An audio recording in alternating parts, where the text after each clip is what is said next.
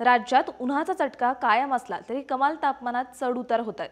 आज 30 एप्रिल रोजी पूर्व विदर्भात वादळी वाऱ्यासह पावसाची शक्यता असल्याने दक्षतेचा इशारा आहे, तर मध्य महाराष्ट्र आणि मराठवाड्यात तुरळक ठिकाणी उष्ण व दमट हवामानाची शक्यता हवामान विभागाने वर्तवली आहे। मंगळवारी म्हणजेच काल 29 एप्रिल रोजी सकाळपर्यंतच्या 24 तासांमध्ये अकोला येथे राज्यातील उच्चांकी 44.5 अंश सेल्सिअस तापमानाची नोंद झाली।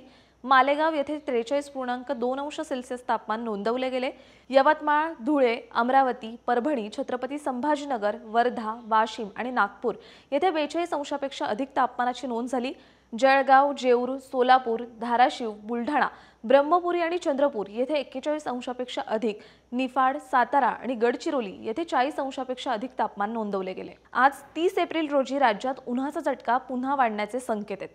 पुणे, सातारा, सोलापूर, बीड, जालना, परभणी, हिंगोली आणि नांदेड येथे उष्ण व दमट हवामानाची शक्यता आहे। तसेच नागपूर, वर्धा, भंडारा, गोंदिया, चंद्रपूर आणि गडचिरोली या जिल्ह्यात वादळी वाऱ्यासह पावसाचा अंदाज असल्याने दक्षतेचा इशारा देण्यात आलाय। उर्वरित राज्यात अंशतः ढगाळ आकाश आणि कमाल तापमानात चढ उतार होण्याची शक्यता हवामान विभागाने वर्तवली आहे।